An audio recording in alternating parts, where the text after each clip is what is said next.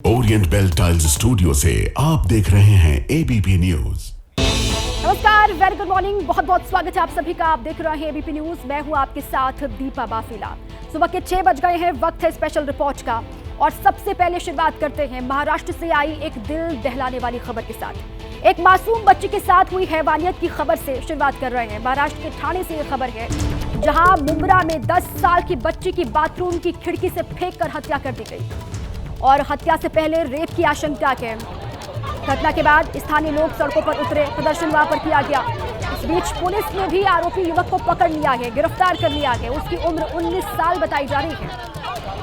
हत्या से पहले नाबालिग बच्ची से रेप की भी आशंका है। पुलिस ने आरोपी को पकड़ा, उससे पूछताछ होगी, लेकिन लोगों का गुस्सा किस तरीके से यहाँ पर फूटा है सड़कों पर, ये उसी की तस्वीर आप देख रहे हैं। ठाणे से ये खबर है, जहाँ पर मुंब्रा में 10 साल की बच्ची के साथ हैवानियत, बाथरूम की खिड़की से फेंककर उसकी हत्या कर दी गई और आशंका इस बात की है कि हत्या से पहले नाबालिग के साथ रेप की वारदात को भी अंजाम दिया गया हो। पुलिस ने आरोपी युवक को गिरफ्तार कर लिया है, उससे पूछताछ होगी, लेकिन ठाणे में दिल दहला देने वाली ये घटना, ये बड़ी खबर है। बहुत बड़ी संख्या में लोग इस घटना से गुस्से में आकर सड़कों पर उतरे, नाराजगी जाहिर की। ये उसी की तस्वीर आप देख रहे हैं।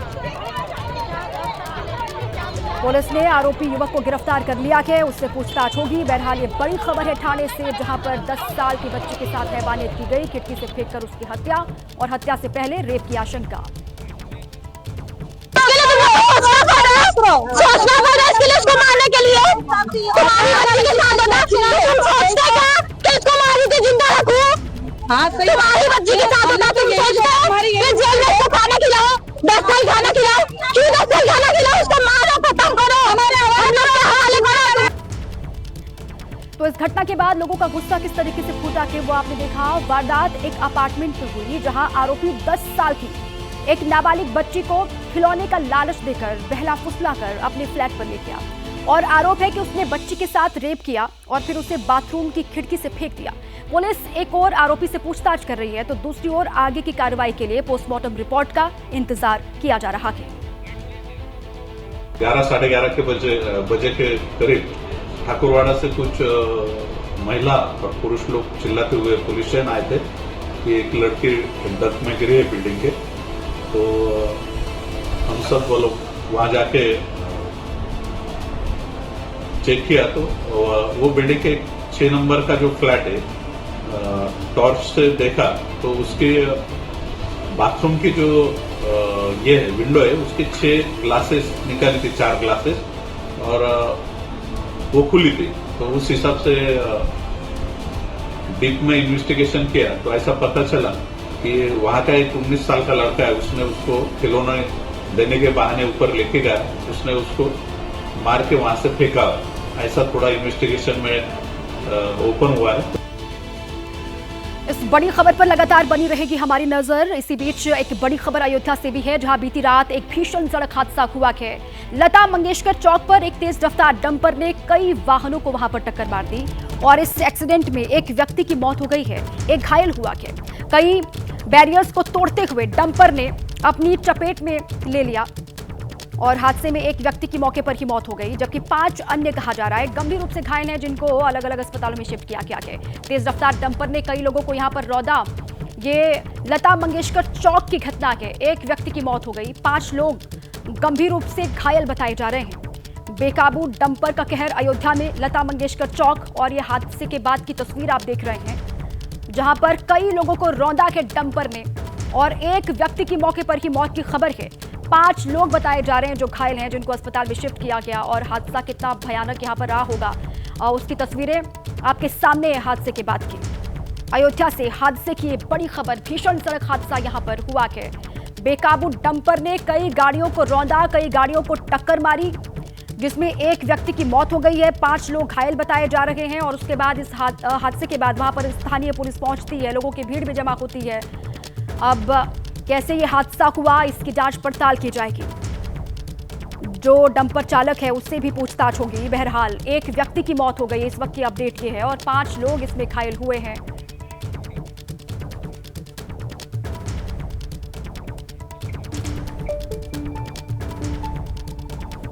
कुछ एक्सीडेंटल केस हमारे पास आए थे जो गंभीर रूप से इंजर्ड थे, जिसमें से 5 लोग को रेफर किया जा चुका है जो सीवियरली हेड इंजरी के केस थे। साथ में उनको चेस्ट इंजरी भी थी और अदर इंजरीज भी थी, लेकिन मेन उनको हेड इंजरी और चेस्ट इंजरी थी, जिनको राजा दशरथ मेडिकल कॉलेज अयोध्या के लिए रेफर किया जा चुका है, जिसमें से एक अभी हमारे पास है जिनका इलाज चल रहा है, वो ठीक है थोड़ा। बाकी एक मरीज जो है वो हमारे पास मृतक अवस्था में लाए गए। तो हादसे में एक की मौत हो गई है, 5 लोग घायल हैं। इसके बारे में अधिकारी जानकारी देते हुए अयोध्या से बड़ी खबर है। बेकाबू डंपर का कहर यहां पर दिखाई दिया। हादसे में घायल हुए लोगों में से एक ने बताया कि कैसे तेज रफ्तार डंपर ने वहां कहर बरपाया था।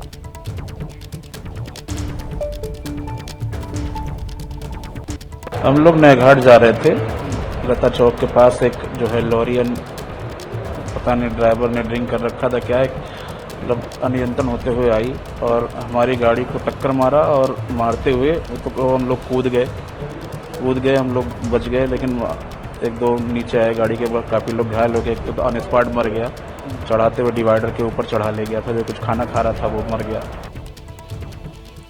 अब आगे बढ़ते हैं और बात वक्फ कानून के विरोध में बंगाल में हुई हिंसा की करते हैं। पश्चिम बंगाल में वक्फ कानून पर बवाल है। मुर्शिदाबाद में हिंसा के बाद एक्शन वहां पर लगातार जारी है। कल मुर्शिदाबाद के जंगीपुर में हिंसा हुई थी और यहां पर इंटरनेट सेवाएं बंद की गई है। जंगीपुर में यहां 2 इलाकों में धारा 163 लागू कर दी गई है। वक्फ कानून जो कि लागू हो गया है, नोटिफिकेशन कल जारी कर दिया गया सरकार की तरफ से। और इस बीच पश्चिम बंगाल से खबर वहां पर किस तरीके से बवाल हुआ है इस कानून को लेकर। मुर्शिदाबाद में कई जगहों में हिंसा की तस्वीरें सामने आई, कई जगहों से, और एक्शन भी लगातार चल रहा है।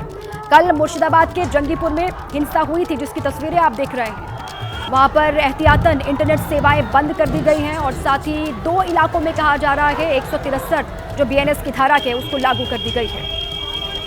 वक्फ कानून पर बवाल पश्चिम बंगाल में अलग अलग हिस्सों में इस तरीके से प्रोटेस्ट करते हुए लोग दिखाई दिए, लेकिन हिंसक जो तस्वीरें हैं वो मुर्शिदाबाद से सामने आई। 2 इलाकों में यहाँ पर एहतियात के तौर पर कहा जा रहा है कि धारा 163 लागू कर दी गई है और इंटरनेट सेवाओं को भी बंद कर दिया गया है। बहुत बड़ी संख्या में लोग यहाँ पर सड़कों पर उतरे इस कानून का विरोध करने के लिए, और वहाँ पर किस तरीके से आगजनी की गई, पथराव वहाँ पर किया गया। पुलिस पर भी कई जगहों पर हमले हुए हैं। पुलिस मामले को शांत करने की कोशिश कर रही थी, लेकिन पुलिस पर ही लोगों ने पथराव शुरू किया। कई इलाकों में ये भी जानकारी वहां से सामने आई। गाड़ियों को आग के हवाले कर दिया। गाड़ियों में आगजनी वहां पर किस तरीके से हुई, आग की लपटें आप देख रहे हैं।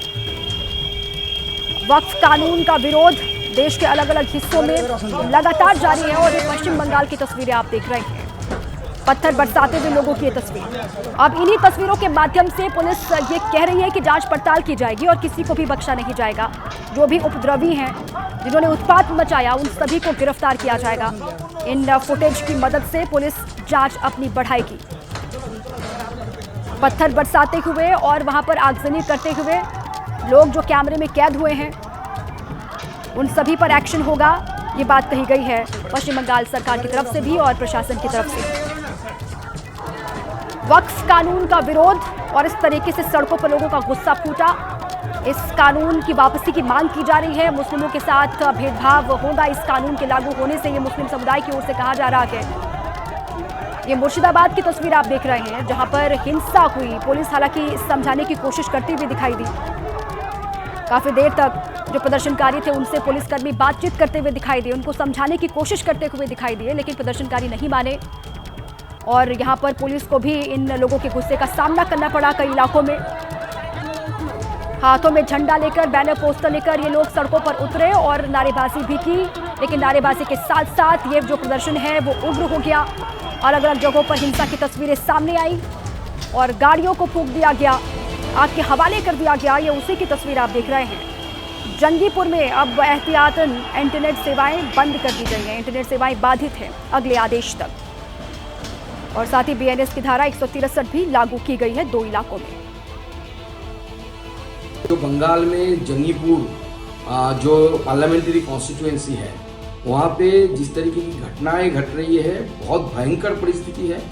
और आप जानते हैं हिंदू जिले में माइनॉरिटीज़ है, उस कॉन्स्टिट्यूएंसी में माइनॉरिटी है, तो हिंदुओं के ऊपर आगे आने वाले समय में अटैक भी हो सकते हैं। इसलिए पश्चिम बंगाल सरकार पूरी तरीके से नाकामयाब हो चुकी है और ममता बनर्जी की इंस्पिरेशन से, ममता बनर्जी और उनकी सरकार की इनडायरेक्ट हेल्प से ये सारी चीजें हो रही है। और ये किया जा रहा है कि जो 26,000 नौकरी का जो करप्शन के जो केसेस है, इससे दृष्टि घुमाने के लिए यहाँ से लोगों की कंसंट्रेशन चली जाए और दूसरी इशू सामने आ जाए, इसलिए ममता बनर्जी की तरफ से ये कोशिश की जा रही है। जब सीए का कानून बना था उस समय भी इन उपद्रवियों को देखकर ममता बनर्जी ने पुलिस को चुप रखकर ऐसे घटनाएं घटाई थी और पोलराइजेशन करने के लिए और करप्शन से दृष्टि घुमाने के लिए ममता बनर्जी की पुलिस द्वारा इस तरीके के काम हो रहे हैं। अब इस बवाल पर सियासत भी लगातार जारी है। इसी बीच पश्चिम बंगाल के राज्यपाल ने मुर्शिदाबाद में हुई हिंसा की कड़ी निंदा की है। राज्यपाल ने कहा कि अशांति फैलाने की कोशिश बर्दाश्त नहीं की जाएगी। राज्यपाल ने ममता सरकार से रिपोर्ट मांगी है। मुर्शिदाबाद में जो हिंसा हुई उस पर पश्चिम बंगाल के राज्यपाल बेहद सख्त दिखाई दे रहे हैं। उन्होंने कहा है कि ममता सरकार इसको लेकर रिपोर्ट पेश करे और जो अशांति फैलाने की कोशिश कर रहे हैं उनको बर्दाश्त नहीं किया जाएगा। ये राज्यपाल की ओर से बात कही गई है। वक्फ कानून को लेकर जो अलग अलग इलाकों में मुर्शिदाबाद की हिंसा हुई उस पर एक और राजनीति लगातार चल रही है। ममता सरकार पर सवाल उठा रही है बीजेपी, टीएमसी को घेर रही है। इस बीच में राज्यपाल की ओर से भी ये बात कही गई कि अशांति फैलाने की कोशिश बर्दाश्त नहीं की जाएगी और साथ ही राज्यपाल ने ममता सरकार से भी रिपोर्ट तलब की है, रिपोर्ट मांगी है इस हिंसा को लेकर। तो वहां पर हिंसा किस तरीके से भड़की उसकी पूरी जानकारी, राज्यपाल सख्त हो गए हैं इसको लेकर। भारत की संसद यानी देश की जनता ने इस वक्फ बिल को पारित किया है, ये उनकी ओर से बात कही गई है। अशांति फैलाने का कोई भी प्रयास बर्दाश्त नहीं किया जा सकता है, इसे सख्ती से रोका जाना चाहिए। ये सीवी आनंद बोस जो कि राज्यपाल है पश्चिम बंगाल के, उनकी ओर से कहा गया। हाल ही में श्री रामनवमी का उत्सव शांतिपूर्ण रहा, जो साबित करता है कि बंगाल के लोगों में सद्भाव है और इस सद्भाव को नष्ट करने के किसी भी प्रयास को मजबूती से रोका जाना चाहिए, ये कहा जा रहा है उनकी ओर से। और ममता सरकार से उन्होंने रिपोर्ट भी मांगी है जो हिंसा हुई है वहां पर। मुर्शिदाबाद के अलग अलग इलाकों में हिंसा और इस पर राज्यपाल सख्त, सीवी आनंद बोस की ओर से जो बातें कही गई हैं, जो पश्चिम बंगाल में सद्भाव को नष्ट करने की कोशिश कर रहे हैं उनको बर्दाश्त नहीं किया जाएगा। और अब इस पूरे ही मामले को लेकर पश्चिम बंगाल की टीएमसी सरकार से, ममता सरकार से राज्यपाल ने रिपोर्ट मांगी है।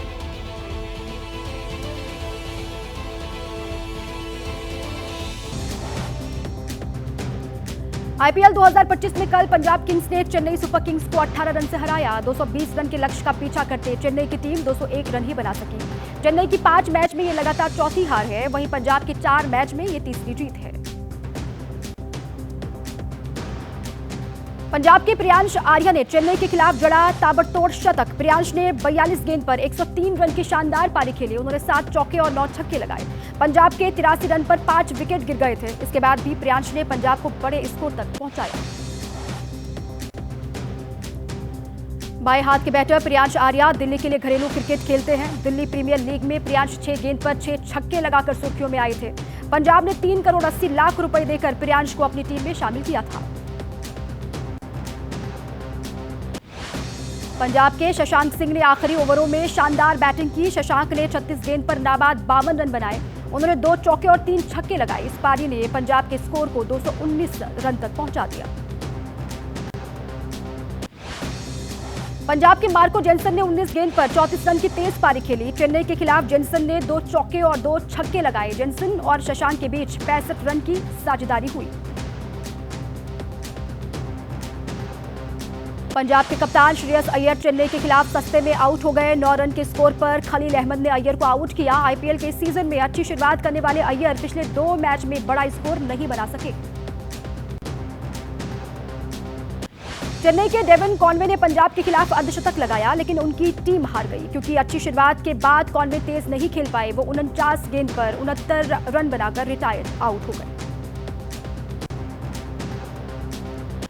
महेंद्र सिंह धोनी नंबर 5 पर बैटिंग के लिए आए। उन्होंने पंजाब के खिलाफ 12 गेंद पर 27 रन बनाए, लेकिन फिनिशर धोनी मैच फिनिश नहीं करा पाए और चेन्नई की टीम हार गई। इससे पहले लखनऊ जायंट्स ने कोलकाता नाइट राइडर्स को रोमांचक मुकाबले में 4 रन से हरा दिया। 239 रन के लक्ष्य का पीछा करते हुए कोलकाता की टीम बहुत खूब लड़ी। कोलकाता ने 7 विकेट पर 234 रन बनाए।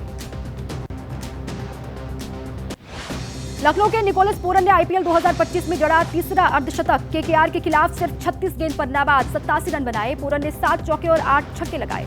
मार्श ने मार्करम के साथ 99 तो पूरन के साथ 71 रन की साझेदारी खेली। मिचेल मार्श ने कोलकाता के खिलाफ 48 गेंद पर 81 रन बनाए। अपनी पारी में मार्श ने 6 चौके और 5 छक्के लगाए। मार्श का 5 मैच में ये चौथा अर्धशतक है। कोलकाता के कप्तान अजिंक्य रहाणे का अर्धशतक बेकार गया क्योंकि उनकी टीम लखनऊ के खिलाफ हार गई। 35 गेंद पर 61 रन की पारी में रहाणे ने 8 चौके और 2 छक्के लगाए। कोलकाता के रिंकू सिंह ने आखिरी ओवरों में अच्छी कोशिश की। लखनऊ के खिलाफ रिंकू ने 15 गेंद पर नाबाद 38 रन बनाए, लेकिन टीम 4 रन से मैच हार गई। आईपीएल में आज राजस्थान रॉयल्स और गुजरात टाइटंस की टक्कर होगी। शाम 7:30 बजे से अहमदाबाद में ये मुकाबला शुरू होगा। गुजरात ने अब तक 4 में से 3 मैच जीते हैं, वहीं राजस्थान ने 4 में से 2 मैच में जीत हासिल की है। गुजरात का राजस्थान पर पलड़ा भारी दिख रहा है। दोनों टीमों के बीच कुल 6 मैच हुए हैं। गुजरात ने 6 में से 5 मैच जीते हैं, वहीं राजस्थान रॉयल्स 2023 में एक बार जीती थी। आईपीएल की ऑरेंज कैप पर लखनऊ के निकोलस पूरन का कब्जा और मजबूत हो गया है। पूरन ने अब तक 5 मैच में 288 रन बनाए। दूसरे नंबर पर 265 रन के साथ उन्हीं की टीम के मिचेल मार्श हैं। वहीं तीसरे स्थान पर मुंबई के सूर्य कुमार यादव बने हुए हैं। आईपीएल की पर्पल कैप पर चेन्नई के नूर अहमद का कब्जा कायम है। दूसरे स्थान पर मुंबई के हार्दिक पांड्या हैं। तीसरे नंबर पर चेन्नई के खलील अहमद पहुंच गए।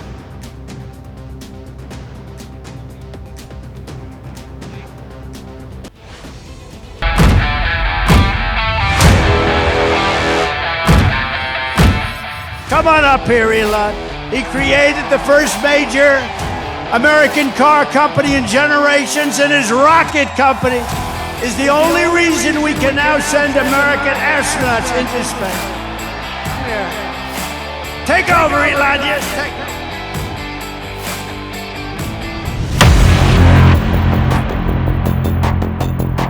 We have arrived at the Musk versus Trump moment. Come here, Elon. Did you see his rocket yesterday? It was captured. The publicly much anticipated breakup of Donald Trump and Elon Musk.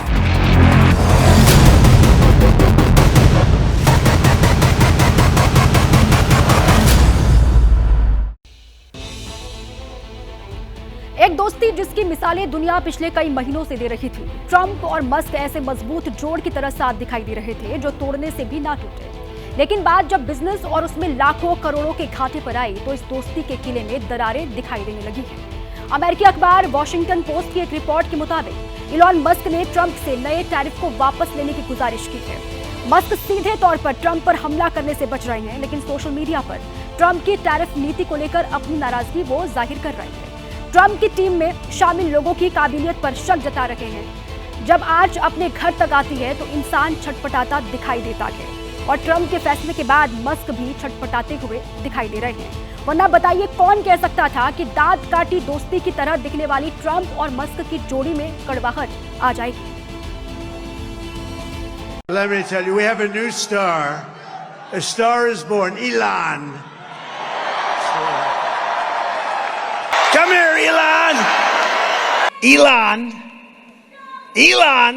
Come on up here, Elon.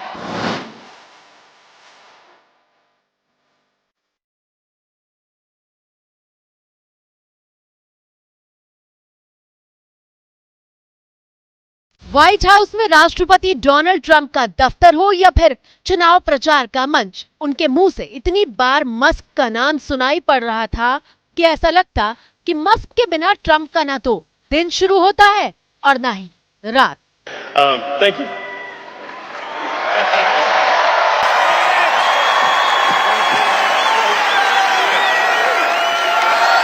Thank you, Elon.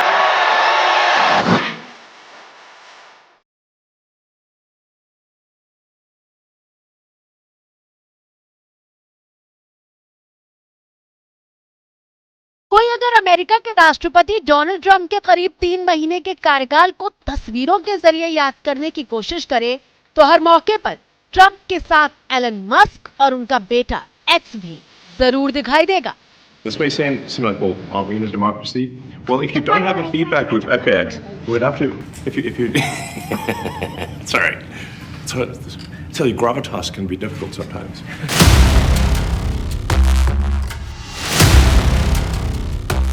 Donald Trump के दोबारा America की सत्ता को संभालने के बाद अगर किसी को सबसे ताकतवर व्यक्ति बताया गया था तो वो थे Elon Musk. What he is a patriot.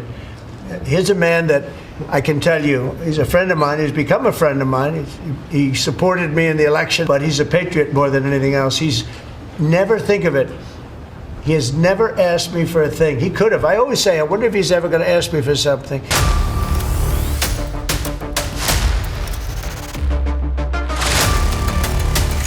सरकार बनने के बाद ट्रंप ने एलन मस्क को डिपार्टमेंट ऑफ गवर्नमेंट एफिशिएंसी का मुखिया बनाने का ऐलान किया था, जिसका काम था सरकार के नौकरशाही पर किए जा रहे खर्च पर नजर रखना। Created the brand new Department of Government Efficiency, DOGE. Perhaps you've heard of it. Perhaps. Which is headed by Elon Musk, who is in the gallery tonight.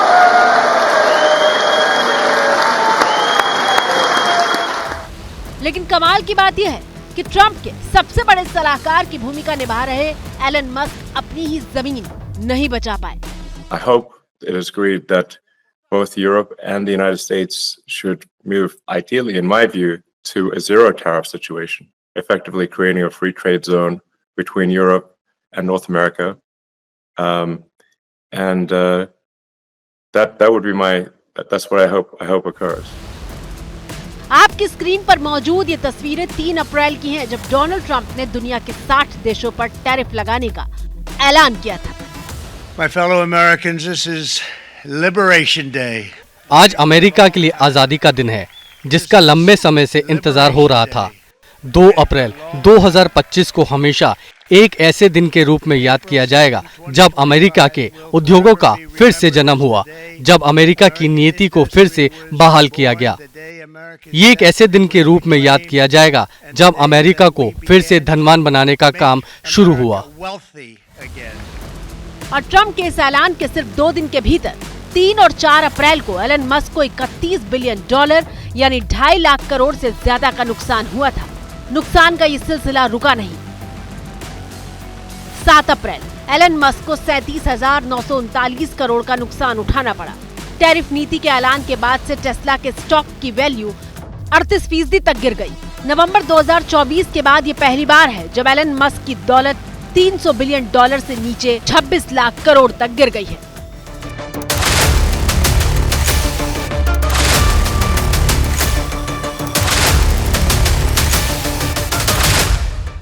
इतनी बड़ी आर्थिक चोट से घबराए टेस्ला के मालिक एलॉन मस्क ने अपने दोस्त ट्रंप से टैरिफ वापसी की गुहार लगा दी है, लेकिन वॉशिंगटन पोस्ट की रिपोर्ट के मुताबिक डोनाल्ड ट्रंप पर इस गुहार का कोई असर दूर दूर तक पड़ता नजर नहीं आ रहा है। इसके उलट सोमवार को डोनाल्ड ट्रंप ने चीन पर 50% टैरिफ लगाने की चेतावनी दे डाली। With China, as you know, against my statement, they put a 34% tariff on above what their ridiculous tariffs were already. And I said, if that tariff isn't removed by tomorrow at 12 o'clock, we're putting a 50% tariff on above the tariffs that we put on.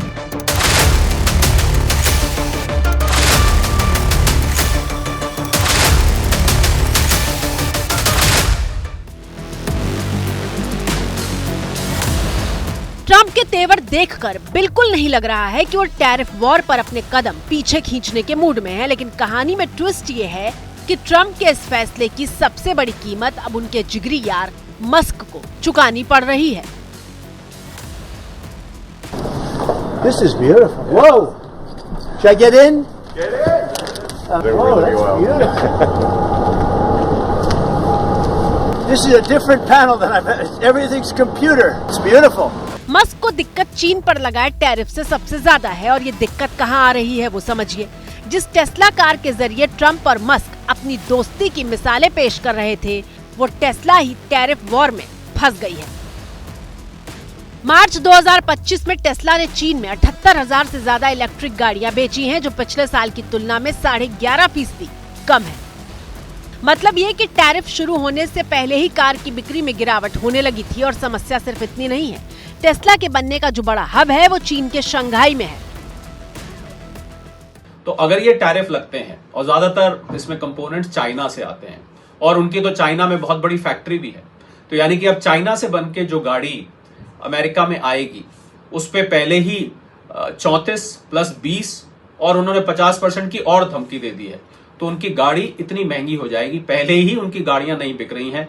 DOGE department जो उन्होंने create किया है, जिसके अंतर्गत बहुत सारे federal employees यानी कि वहां की सेंट्रल गवर्नमेंट एम्प्लॉयज के लोगों की नौकरी गई है, जिसके खिलाफ लोग सड़कों पे उतर आए हैं। और जहां जहां टेस्ला गाड़ी खड़ी दिख रही है उसको पत्थर मारा जा रहा है, उसको आग लगाई जा रही है। पहले ही वो गाड़ियां नहीं बिक रही और अगर ये महंगी हो जाएंगी तो इन गाड़ियों की सेल और भी नीचे गिर जाएगी। इसलिए एलन मस्क साहब साफ पता लग रहा है कि वो ट्रंप साहब के इन फैसलों से सहमत नहीं है।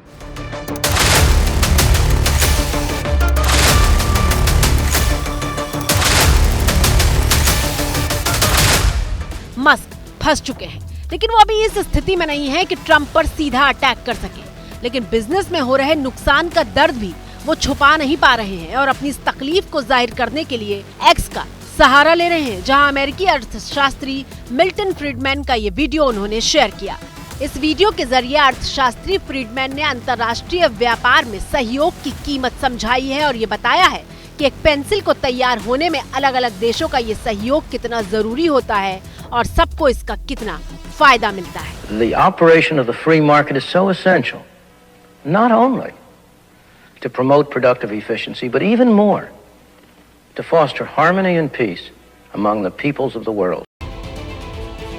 इलॉन मस्क एक सफल बिजनेस टाइकून है और अमेरिका के राष्ट्रपति डोनाल्ड ट्रंप को भी दुनिया पहले बिजनेसमैन के तौर पर ही जानती है। अब मुश्किल यह है कि ना तो एक दोस्त दूसरे दोस्त को अपनी बात समझा पा रहा है और ना ही एक बिजनेसमैन दूसरे बिजनेसमैन को। ये बात अमेरिका के साथ साथ पूरी दुनिया को इसलिए भी हैरान कर रही है क्योंकि ट्रंप से अपनी दोस्ती निभाने में इलॉन मस्क ने कोई कसर नहीं छोड़ी। ट्रंप को अमेरिकी राष्ट्रपति का चुनाव जिताने के लिए मस्क ने 2200 करोड़ रुपए पानी की तरफ बहा दिए थे। अब लोग ये पूछ रहे हैं कि ट्रंप ने इस दोस्ती का क्या खूब इनाम दिया।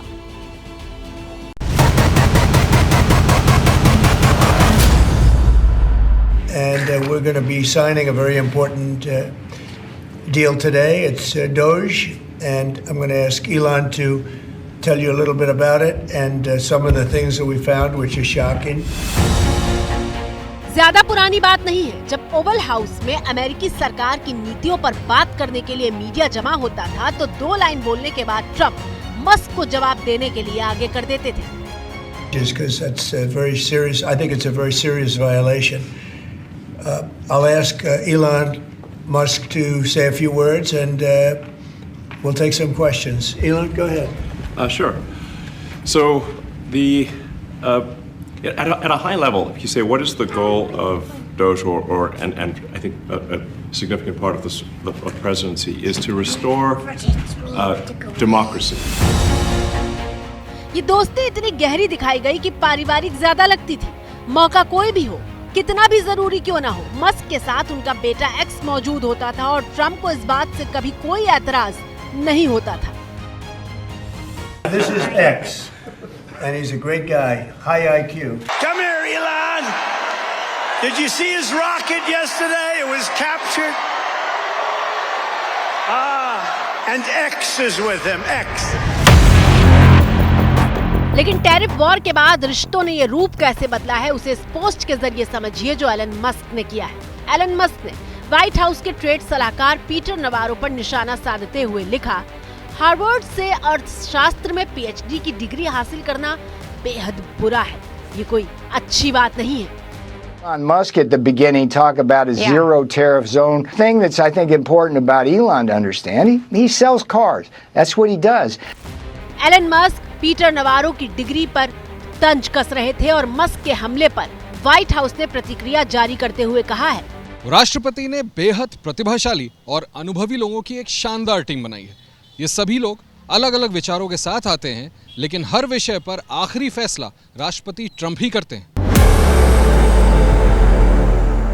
टैरिफ पर ट्रंप और मस्क के रास्ते अलग अलग हैं। ट्रंप जवाबी टैरिफ के किसी भी सीमा पर यकीन नहीं करते, जबकि एलन मस्क जीरो टैरिफ की वकालत कर रहे हैं। I hope it is agreed that both Europe and the United States should move, ideally, in my view, to a zero tariff situation, effectively creating a free trade zone between Europe and North America. That would be that's what I hope occurs.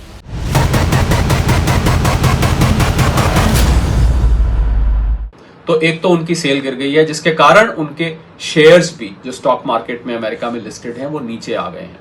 तो उनकी और Trump साहब की दोस्ती में इसकी वजह से दरार पड़ती दिख रही है। उनको लग रहा है कि उनका सरकार में आना पहले तो उनके गाड़ियों को नुकसान पहुंचा रहा था, फिजिकल हार्म जिसको बोलते हैं पहुंचा रहा था, और लोग खरीद नहीं रहे थे।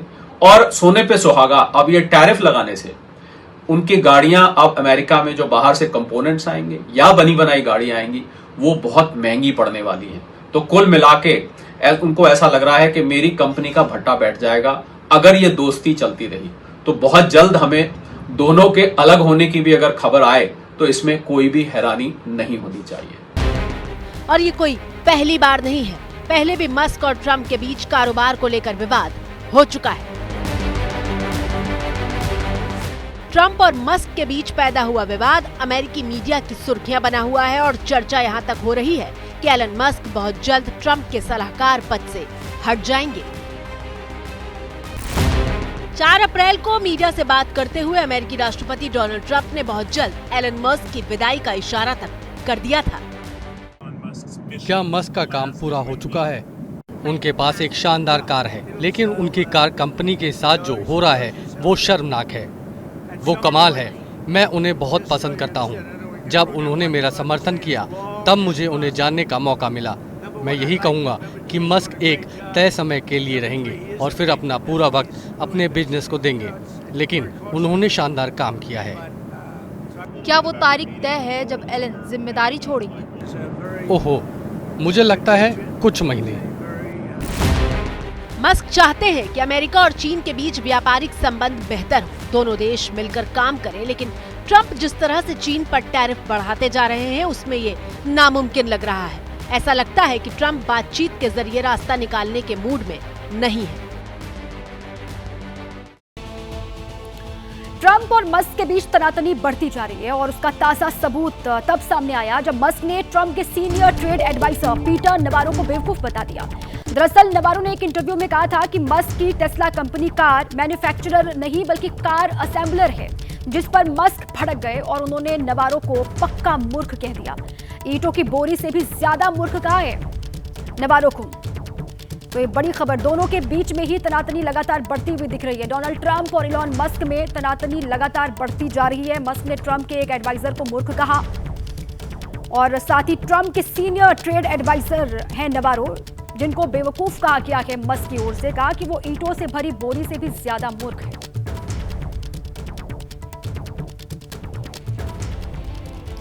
देखिए, एक ओर ट्रंप और मस्क के बीच हर गुजरते दिन के साथ तल्खी बढ़ती जा रही है, तो दूसरी ओर टैरिफ विवाद को लेकर चीन और अमेरिका के बीच भी अदावत गहराती हुई दिखाई दे रही है।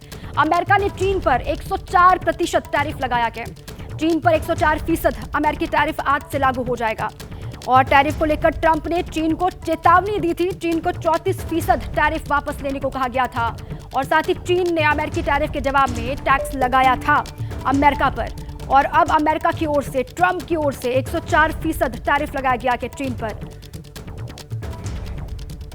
Just spoke to the president about this. China has to make a deal with the United States. It was a mistake for China to retaliate. The president, when America is punched, he punches back harder. That's why there will be 104% tariffs going into effect on China tonight at midnight. The president also wanted me to tell all of you that if China reaches out to make a deal, he'll be incredibly gracious, but he's going to do what's best for the American people.